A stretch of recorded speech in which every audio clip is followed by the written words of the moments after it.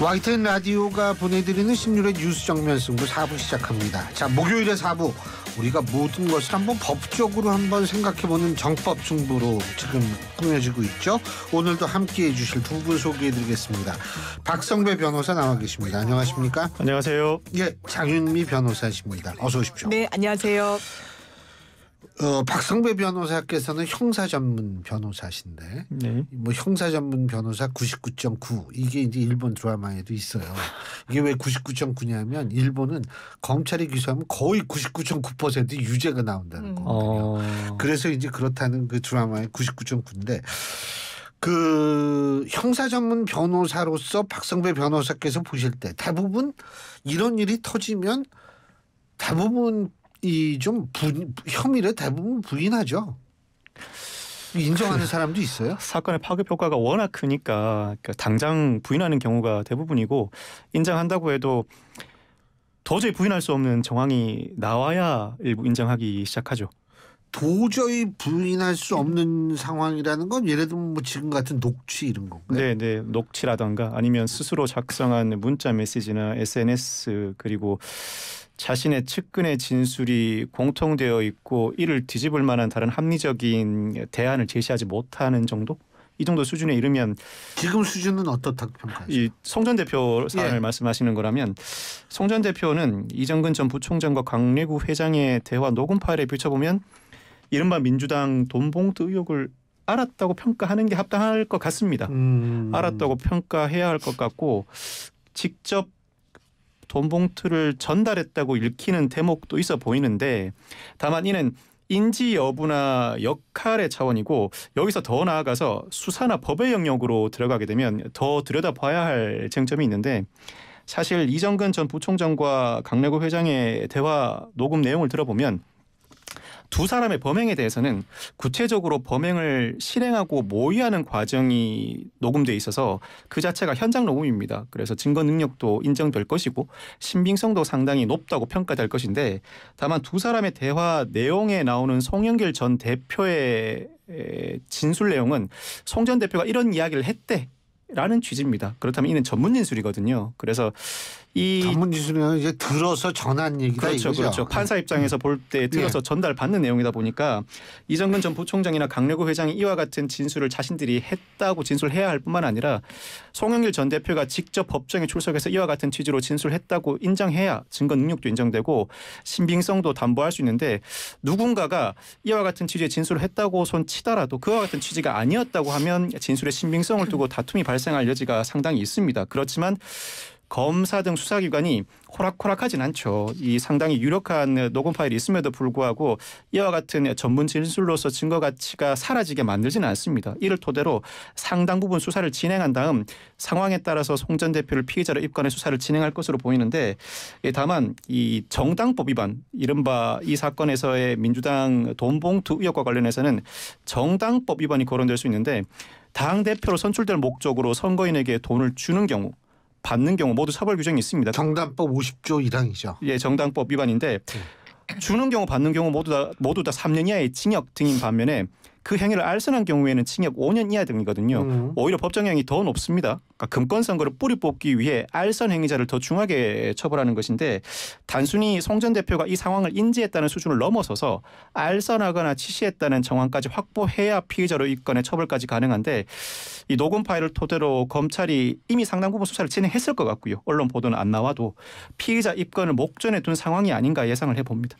근데 왜 안 뭐 들어올지 안 들어올지 모르지만 장윤미 변호사님은 어떻게 생각하세요? 들어올 거라고 보세요? 안 들어올 거라고 보세요? 저는 이건 선택의 문제가 아니라 당위의 문제라고 생각해요. 들어와야 된다라고 생각하는데요. 지금 박성배 변호사님 말씀 들어봐도 뭐 와가지고 자기가 여기에 대처할 수 있는 방법은 없지는 않을 것 같다는 생각이 얼핏 들었거든요. 그렇습니다. 예. 법적으로는 지금 수사가 아직 송영길 전 대표까지 피의자로 입건한 것 같진 않아요. 지금 총 9명이 입건됐다라고 하는데 이른바 돈을 만들었다는 강래구 회장, 돈을 건네받은 이정근, 그리고 이성만 의원, 그리고 윤영관 의원이었나요? 윤관석 예.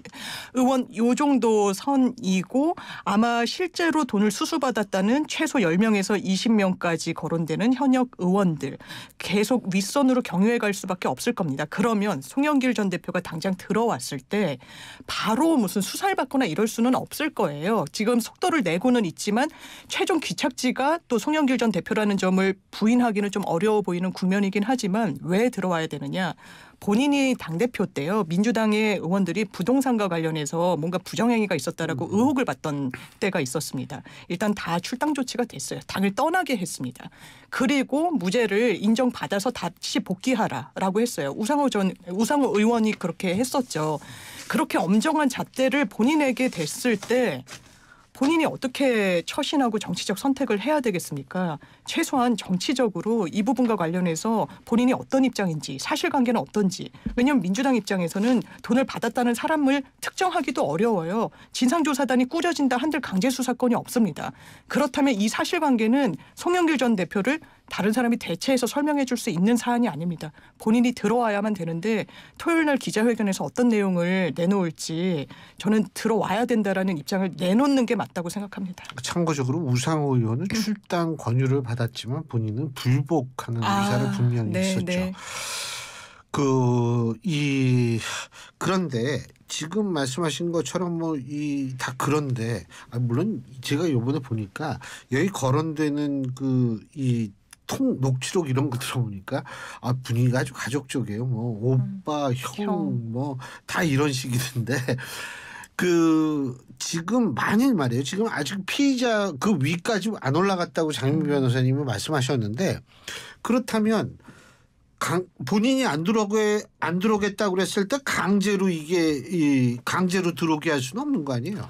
피해자로 입건할 만하고 혐의가 상당히 입증되었다고 본다면 강제로 들어오게 하는 방법이야 있죠. 여권을 무효화하고 인터폴 수배하는 방식인데 그 단계까지 나갈지는 아직 모르겠고 그 단계까지 나가게 된다면 민주당의 전 당대표가 그러한 상황에 처했다는 것 자체로 국민들에게 보여지는 모습이 상당히 좋지 않습니다.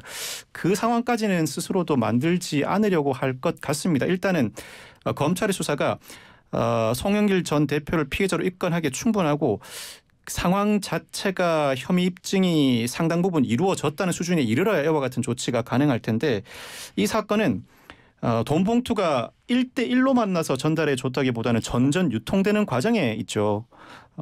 예를 들어서 강내구 회장으로부터 박모 보좌관, 송 전 대표의 보좌관이죠. 박모 보좌관을 거쳐서 이정근 전 부총장을 거쳐서 윤관석 의원이 국회의원들에게 돈을 유포했다는 게 검찰이 바라보는 시각인데 이 전전 유통 과정에 있는 사건은 그 유통 과정에 한 명이라도 혐의를 부인하게 되면 더 앞으로 나가지 못하는 난점이 있긴 합니다.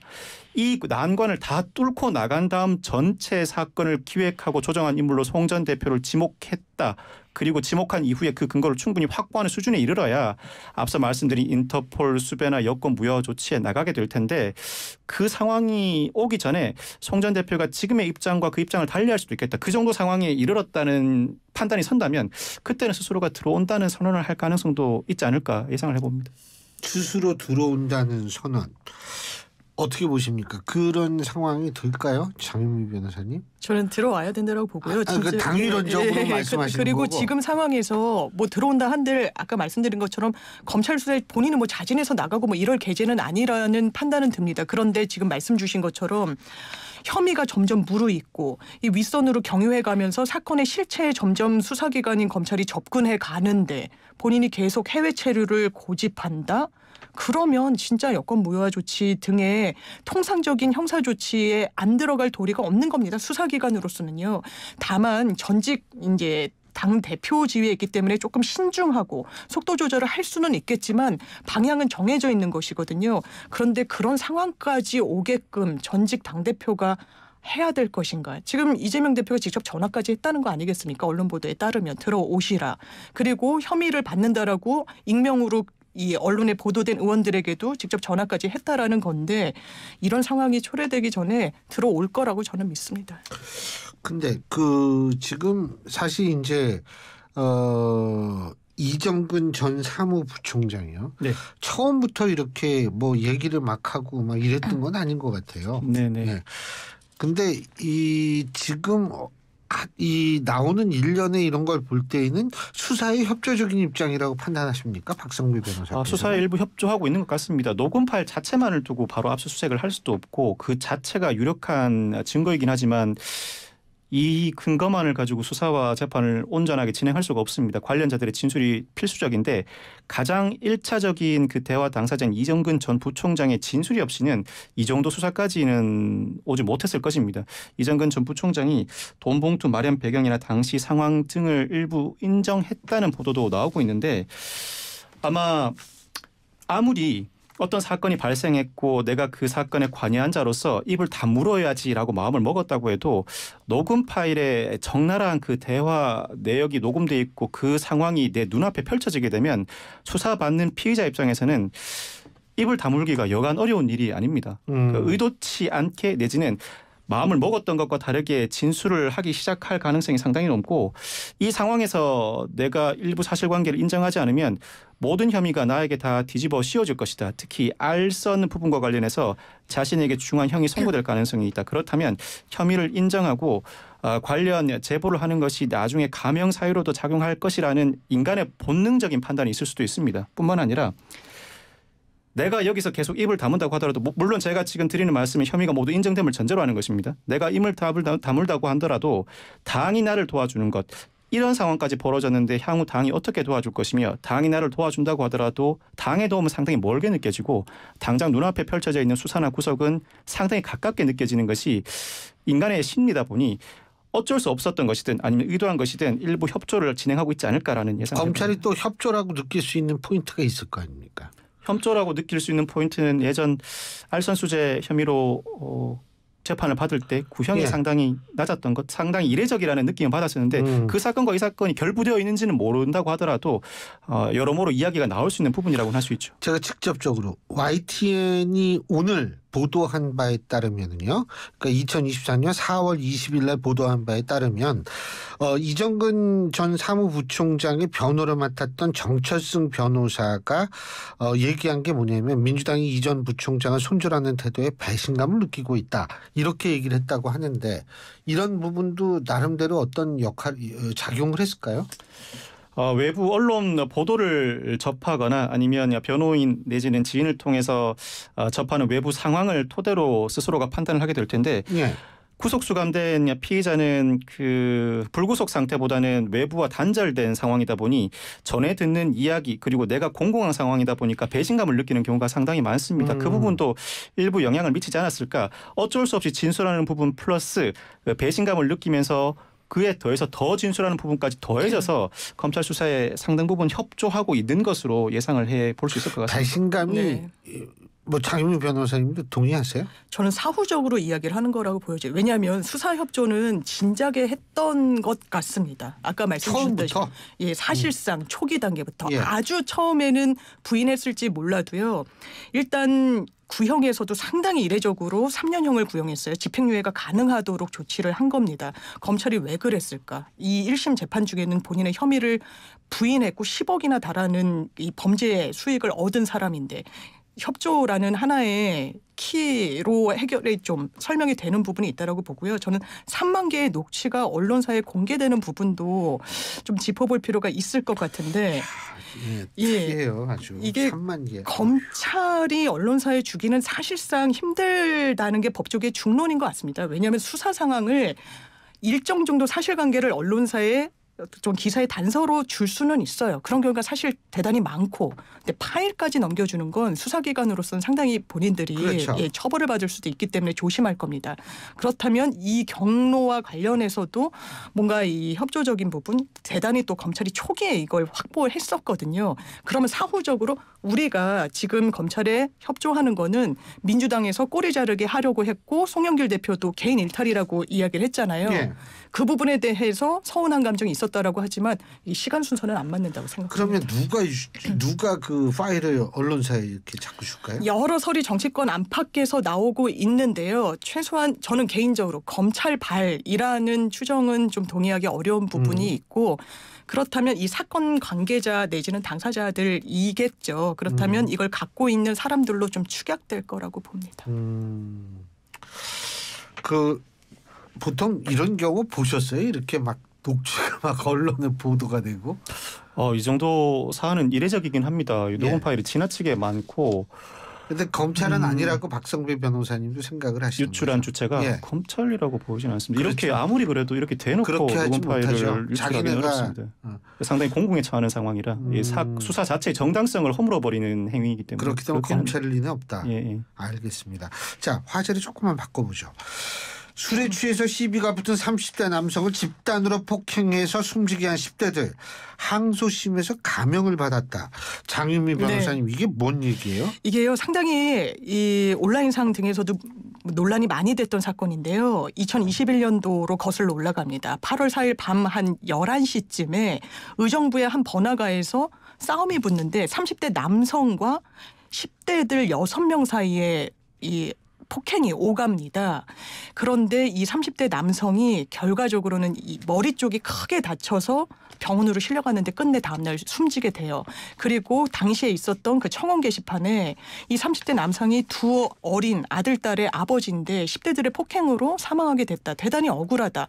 이러면서 큰 공분을 샀던 사건에 항소심 판결이 최근에 있었던 겁니다. 그런데 사람이 사망했잖아요. 근데 1심보다 형이 감형이 된 겁니다. A씨 같은 경우 실제로 폭행을 제일 많이 한 사람이에요. 1심에선 4년 6개월 형이 나왔는데 2심 항소심에서는 3년 6개월형으로 1년이 감형이 됐고요. 또 그 다음으로 주도적으로 가담했던 B씨 같은 경우에는 1심이 2년이었는데 2심은 장기 1년 6개월에 단기 1년으로 또 1년 정도가 감형됐습니다. 이런 경우가 있습니까? 사람이 죽었잖아요. 근본적으로는 살인 의도를 하지 못했기 때문입니다. 상해치사와 폭력행위 처벌법상 공동상해로 기소된 사안이다 보니 이와 같은 결과가 나오게 된 것인데 이 항소심 재판부 사망 결과가 발생해서 죄책이 중하고 유족이 엄벌을 탄원한다. 그렇지만 피해자가 먼저 피고인을 폭행하며 싸움이 발생했고 이에 가담하여 우발적으로 발생한 것으로 경위에 참작할 만한 사정이 있다. 또 B씨는 항소심에서 범행을 인정하고 유족을 위해 1, 2심에서 총 5천만 원을 공탁했다고 양형 사유를 밝혔습니다. 살인죄는 초범이라고 하더라도 기본적으로 형량이 징역 15년 정도입니다. 15년. 네, 그렇지만 상해치사가 인정되는 순간, 즉 살인의 고의를 입증하지 못하는 순간 법정형도 징역 3년 이상일 뿐만 아니라 양형 기준상 3년에서 5년 정도가 권고됩니다. 물론 이 사안에서는 2인 이상이 공동하여 범행했다는 가중사유도 존재하지만 항소심 재판부의 판시대로 사건의 경위 나아가서 일부 피고인은 공탁을 한 경위까지 참작을 한다면 이 형량 자체가 지나치게 낮다고 보기는 또 어렵습니다. 알겠습니다. 근데 이게 사실 법 감정과 일반 국민들의 감정과 법의 이 차이가 좀 이렇게 종종 드러나는 일이 있어가지고 우리 같은 문외한들은 사실 조금 이걸 이해하거나 받아들이기 힘든 경우도 많은 것 같아요. 오늘 두 분 말씀 여기까지 듣죠. 고맙습니다. 감사합니다.